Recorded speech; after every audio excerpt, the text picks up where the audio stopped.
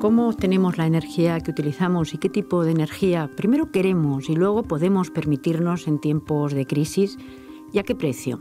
Continuamente en los medios de comunicación se habla de eficiencia energética, de sostenibilidad y también de otros temas como el déficit de tarifa, con cifras que además asustan al ciudadano porque teme ver incrementada por lo que le importa, su tarifa eléctrica. Con una reforma energética muy próxima y muchos temas encima de la mesa, tenemos la oportunidad y el honor de contar con la presencia de Eduardo Montes, presidente de UNESA, que es la asociación que agrupa a las empresas eléctricas. Lo primero, bienvenido. Muchas gracias por compartir estos minutos tanto con nuestra universidad, con la UNED, como en Radio Nacional de España. Muchas gracias a ustedes. Bueno, yo quisiera empezar hablando de algo cercano al ciudadano y que seguro que va a llevar a otros temas que también son temas de calado. Cuando tenemos ante nosotros un desglose de la factura eléctrica y comparamos con otra de hace algunos años, podemos ver, lo primero, que el coste de la energía ha bajado, curiosamente, mientras que los impuestos han subido ligeramente, diría yo, y sin embargo el apartado de primas se ha multiplicado por 4. Entiendo, y eso me gustaría que también se explicara, porque no todos nuestros oyentes tienen por qué saberlo, que las primas que se aplican son las primas a las energías renovables y también a la cogeneración. ¿Podríamos comentar un poco este aspecto? Sí, por supuesto, la veo enteradísima. Sí, es decir, es verdad, la energía eléctrica en España, la energía que produce las compañías y la energía que se subasta hora tras hora, todos los días, en el pool, en los últimos 15 años, en euros constantes ha bajado de precio. Es decir, no es un factor que haya subido como ha subido el butano, las gasolinas, otra serie de temas. De hecho, España es probablemente uno de los países con la componente de energía más baratos de la Unión Europea. No tiene comparación con Italia, que es mucho más caro. Está próximo a Alemania. ¿Cuál es el problema? El problema es que en la factura que pagamos todos los consumidores hay dos partes. Una parte que corresponde a la energía, que eso actúa en mercado liberalizado, es decir, hay una subasta, hay unas centrales que ofrecen o que ofertan, y unos comercializadores que compran, casa el precio entre oferta y demanda, y esto pues genera un precio. Entonces los generadores cobramos ese precio en el momento que vendemos nuestra energía, como cualquier mercado. Pero hay otra parte importantísima dentro del recibo, que son los 2/3 prácticamente, que es lo que le podemos llamar costes regulados, es decir, costes que fija la administración. ¿Qué costes tenemos ahí? Pues tenemos la red de transporte, que es la red que se encarga desde las centrales eléctricas llevar la energía en muy alta tensión, para que no haya pérdidas, hasta las estaciones, donde la recoge la red de distribución, que es la que la lleva hasta nuestras casas, hasta las empresas, etcétera, ¿no? La energía eléctrica no es almacenable. Luego, en el momento que se produce, hay que consumirla. Para esto, la red de distribución y la de transporte son fundamentales. Esto es algo muy importante también de entender y que entendamos también el ciudadano y el consumidor, porque se pierde si no se consume de inmediato, se pierde. Y esto también supongo que generará un coste. Ni tan siquiera se pierde, es que no se puede generar. Es decir, la energía eléctrica, el que manda es la demanda. O sea, si yo ahora mismo enciendo un interruptor, en ese momento estoy poniendo en marcha una central. Apago el interruptor, se para la central. Es un servicio básico, el más básico de todos probablemente, pero tiene esa peculiaridad, no es almacenar. Por eso las redes de distribución y transporte son cruciales, vitales. Esto es parte de los costes regulados. Para darle idea, la red de transporte significa, pues no sé, del orden de un 4 quizá, la distribución un 10, un 12. ¿Qué hay después? Después hay todo lo que llamamos primas a las energías renovables o al régimen especial, que son las fotovoltaicas, eólicas, termosolares, cogeneración, biomasa, en fin, todas estas tecnologías. Y por último, los impuestos. Es decir, los costes regulados representan casi los 2/3 del total de la factura que usted paga. Igual que le digo que la componente de energía es de las baratas dentro de la Unión Europea, sin duda ninguna, esos costes regulados, que es lo que le llamamos los peajes o los accesos, son los más altos de la Unión Europea. Efectivamente, si vemos un gráfico podemos ver que España, en cuanto a energía, estaría pues en la media baja. Sin embargo, estos costes de acceso son muy altos. Muy altos. Esto se dispara hacia arriba, digamos, de una manera importante, precisamente por estas primas de las que hablamos, también por, supongo, coste de la amortización del déficit, del que hablaremos también. Por supuesto. Pero en cuanto a las primas y este debate que está también en la calle y en los medios, no es que las renovables no tengan una importancia, y además yo creo que una importancia capital en este momento en la producción de energía. También yo supongo que habría que discriminar un poco, porque mientras que, por ejemplo, la energía eólica pues está prácticamente ya a precio de mercado, es verdad que se ha invertido mucho, pero ahora mismo estaría quizá un poco por lo alto, pero a precio de mercado hay otras, como la solar u otras, que no es así y no han llegado a este campo. Eso es verdad, ¿no? Yo soy pro energías renovables, como no puede ser de otra forma, pero soy absolutamente contrario a las primas y a las subvenciones. No las entiendo, llevo toda mi vida en el mundo industrial y yo no las entiendo. Cuando se quiere desarrollar un producto nuevo, pues se cuenta con créditos, con subvenciones para el desarrollo. Pero una vez que se ha desarrollado, cada uno corre su riesgo. Entonces lo que no puede ser es que en la energía solar fotovoltaica, esencialmente, se empezó con una autorización para 300 megavatios. Me parece bien, subvencionemos 300 megavatios, veamos cómo se desarrolla, generemos tecnología y poco a poco metámosla en la red. Esto es lo que se ha hecho en la eólica, por cierto. En el momento que estaba madura es cuando realmente se empezó a masificar dentro de la red. De los 300 más o menos megavatios autorizados, se instalaron casi 4.000. ¿Por qué? Pues porque las primas eran fantásticas y durante 30 años pasa de ser un negocio tecnológico a ser un negocio financiero. Esto no es lo que se pretendía. ¿Qué pasa con esto en el mercado? Pues que claro, energía renovable sí, pero no a cualquier precio. Hoy en día, la prima que se le paga a aquellos famosos 4.000 megavatios ronda los 400 euros por megavatio hora, cuando el precio de un megavatio hora en el pool español está entre 45, 46, 47. 10 veces más. ¿Por qué?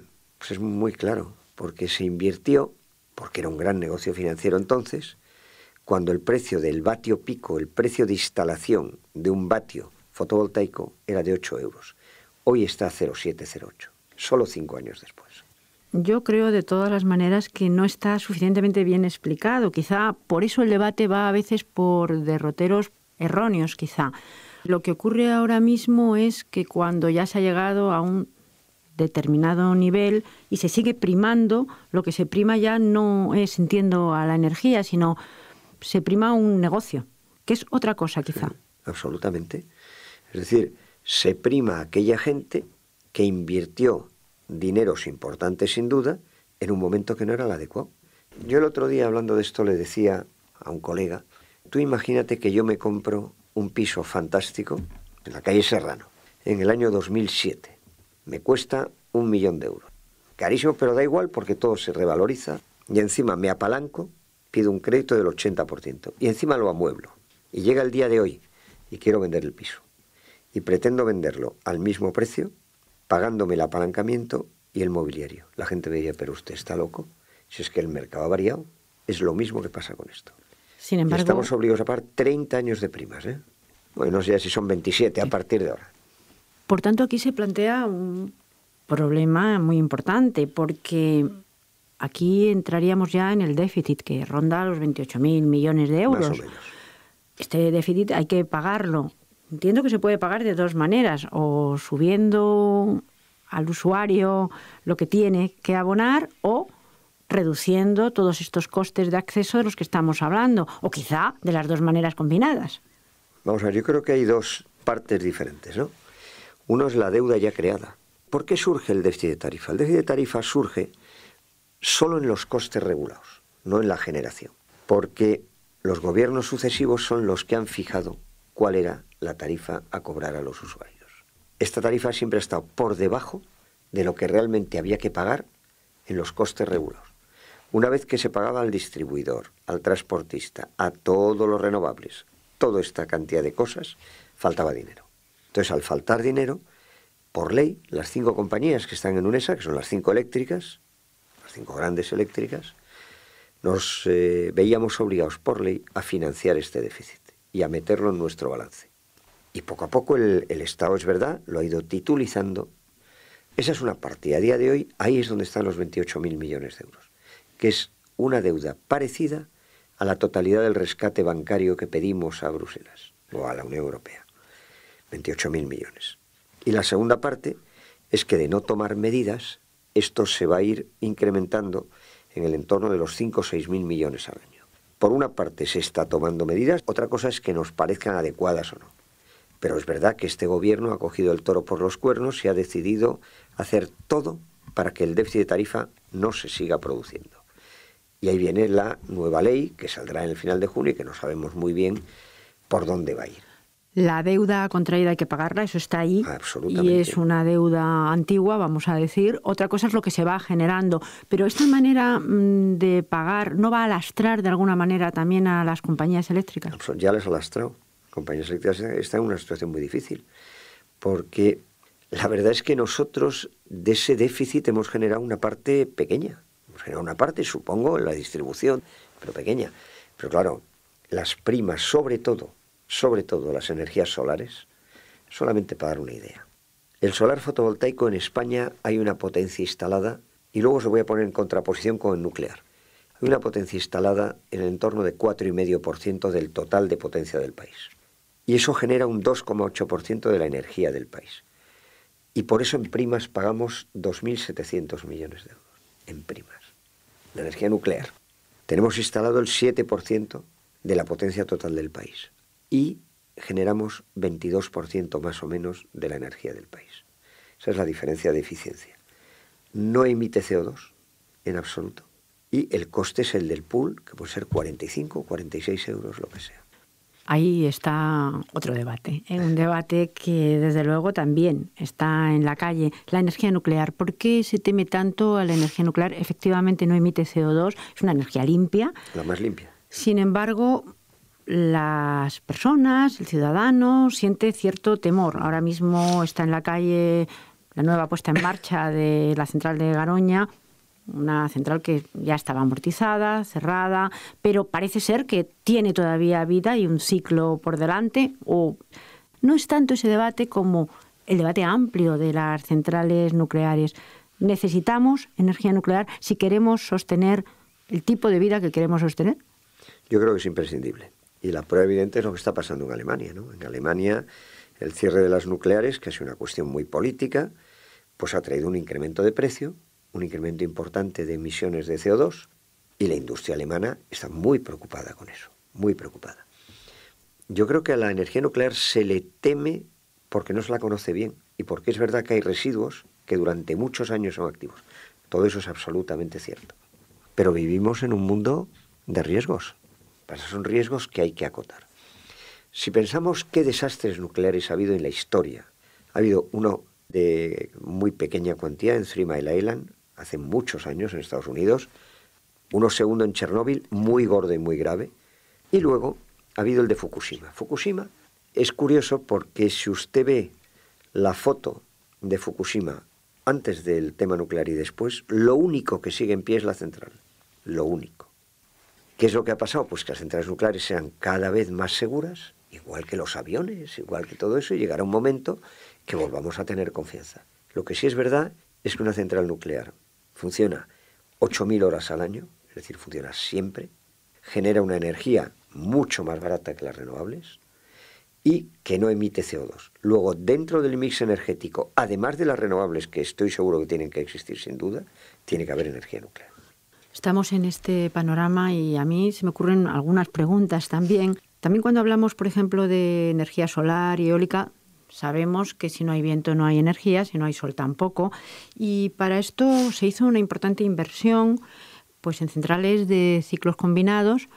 Y estas centrales, con esta inversión también importante que está ahí, funcionan muy poco, una quinta parte, no sé si esta cifra es correcta, porque claro, tienen que estar siempre preparadas. Es decir, no hay viento, supongo que ahí entrará la central de ciclo combinado. Esto es bastante poco eficiente, sobre todo económicamente, claro, y en estos tiempos de crisis más. Tiene toda razón. Solamente una matización a lo que decía.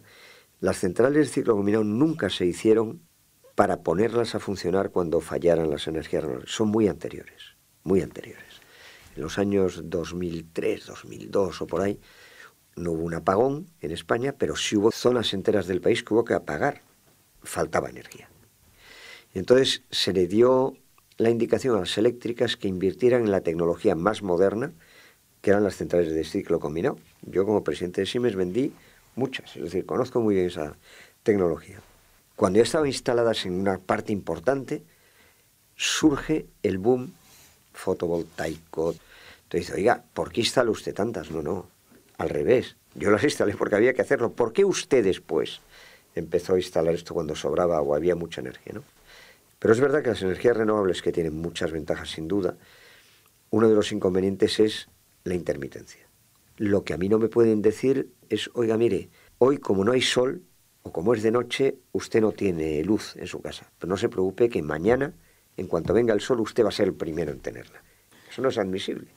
Luego, para eso tenemos esas centrales que en el momento que Red Eléctrica da orden, se ponen en marcha porque la energía eléctrica tiene que tener una fiabilidad en España del 99,99%. O sea, no puede fallar jamás. ¿Qué es lo que pasa? Claro, están funcionando en el entorno de las 900 horas, 800 horas, cuando están preparadas para funcionar 5 o 6.000. Esto económicamente no es posible. Y eso lo tenemos que soportar las eléctricas. Y eso o alguien lo compensa o no podemos seguir dándose. Es un servicio que no se puede seguir dando así, ¿no? Como dijimos al principio, hay muchísimos temas encima de la mesa. También al principio habló de la distribución, la importancia de la distribución. El pasado año pues ya sufrió un recorte importante la distribución. Con la nueva reforma que se va a aprobar pues en este mes de junio probablemente, ¿cómo cree que va a quedar el tema de la distribución junto a estos otros temas que son temas sensibles? Bueno, si digo la verdad, tengo bastante confianza en esta administración. Es decir, yo creo que el Ministerio de Industria, por supuesto el ministro y desde luego el secretario de Estado, están haciendo su trabajo. Otra cosa es que de vez en cuando a nosotros, a mí desde luego me da la impresión de que tenían que hacer otra cosa, pero están cumpliendo un trabajo importante. Yo estoy convencido de que van a disminuir el déficit de tarifa. A nuestra costa en gran parte, pero bueno, pero van a disminuir. El ministro decía en su momento, y yo creo que tiene toda la razón, que la única forma de remediar el déficit de tarifa, que es el mayor problema financiero probablemente a día de hoy del Estado, o uno de los mayores, tiene que apoyarse en 3 patas. Primero, el Estado. Es decir, el Estado es responsable de haber hecho lo que se ha hecho con las renovables, me parece muy bien, pero ahora tiene que buscar una solución. Y hay cosas que tendrá que meter en los presupuestos generales del Estado. Por ejemplo, una parte de las primas, ya que es política del Estado. Por ejemplo, el sobrecoste de producir energía eléctrica para las islas, igual que se financia con los presupuestos los aviones que van a Ibiza, Cabrera, etcétera, etcétera, para que los isleños tengan los mismos derechos que los demás. Es decir, hay cosas que los presupuestos tienen que asumir. Señor Montes, lo que ocurre es que en tiempos de crisis parece que todo a cargo de los presupuestos va a ser quizá complicado. Bueno, no sé si es complicado o no, pero alguien lo tiene que asumir. Y al final los presupuestos somos los consumidores, somos los contribuyentes, o sea que da igual. Lo tiene que asumir el Estado, el país. Bueno, pues una parte la tendrán que asumir, palabras textuales del ministro al llegar, con toda razón. Segundo, las compañías. A nosotros nos han dado ya un palo impresionante. La cuenta de resultado de alguna de nuestras compañías que acaba de publicarse ahora, en el primer trimestre ha reducido un 40 y tantos % el beneficio. Vamos a ver qué pasa al final del año. Luego hablaremos de distribución por un instante. Y tercero, los consumidores. Si queremos tener el aire limpio, a todos nos gusta el verde, el renovable, el tal, eso cuesta dinero. Cuesta dinero. Por lo tanto, este palo, siguiendo sus palabras, a las eléctricas y también en algún momento tendrá que venir a los ciudadanos y al consumidor. Sin duda, pero no por nada, porque uno tiene que pagar lo que cuestan las cosas. No podemos vivir ignorando la realidad. A mí me encantaría tener un coche muchísimo mejor del que tengo, me encantaría, pero yo sé que me lo van a hacer pagar, luego me lo pienso. Hoy en día, a nivel de consumidor, la energía eléctrica no es de las facturas más caras de las casas, Es decir, según la CNE, la Comisión Nacional de Energía, creo recordar que la factura media de una familia española ronda los 45 o 50 euros. La del agua son 25 o 30, es decir, no está ni mucho menos entre las más caras, pero tendrán que asumir una parte. Respecto a la distribución, nos hicieron un recorte muy importante en el mes de abril, 700 millones de euros. Es de las peor retribuidas de Europa. Hay estudios absolutamente objetivos que lo dicen y es un punto clave. Es decir, sin distribución, la calidad del servicio que recibe usted es imposible que sea bueno. La integración de las renovables es imposible sin una buena distribución. La posible participación del consumidor en cuándo quiere consumir o no, sin una red inteligente, es imposible. Luego, yo confío mucho en la sensatez de este gobierno. Yo espero que ahora los recortes que tuviera que hacer los haga en otros sitios, no hay. Que yo creo que se puede reducir el déficit o evitarlo sin medidas traumáticas. Y en eso es en lo que yo creo que está el gobierno en este momento. Pues ojalá sea así. Para acabar ya, solamente dos pequeñas cuestiones, pero muy brevemente. Primero, una propuesta podría ser liberalizar el sector, según usted, y otra, por otra parte, vivimos en una especie de isla energética, vivimos en nuestro país, en España. Las conexiones con Europa, el conseguir ser parte de, ¿sería también importante para nuestro país? No, sin duda. Primero, hablando de la liberalización del sector, yo creo que sería bueno. No es la panacea, yo creo que sería bueno. Los sectores que se han liberalizado y que eran sectores más regulados incluso que las telecomunicaciones, que es del que yo he vivido, o en el que yo he vivido muchísimos años, se ha liberalizado. Al principio hubo oscilaciones de precios, subió, bajó, pero a día de hoy, ¿cuántas ofertas recibe usted en su casa de empresas que actúan en competencia?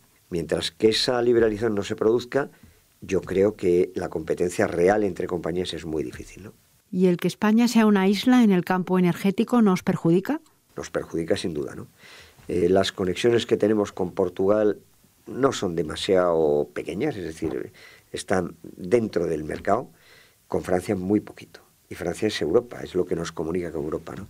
Entonces, una asignatura pendiente en la que Red Eléctrica está, conseguir que esas conexiones aumenten para dejar de ser una isla energética. Nos ha acompañado Eduardo Montes, presidente de UNESA. Le agradecemos muchísimo haber compartido todos estos minutos con nosotros. Gracias. Gracias a ustedes.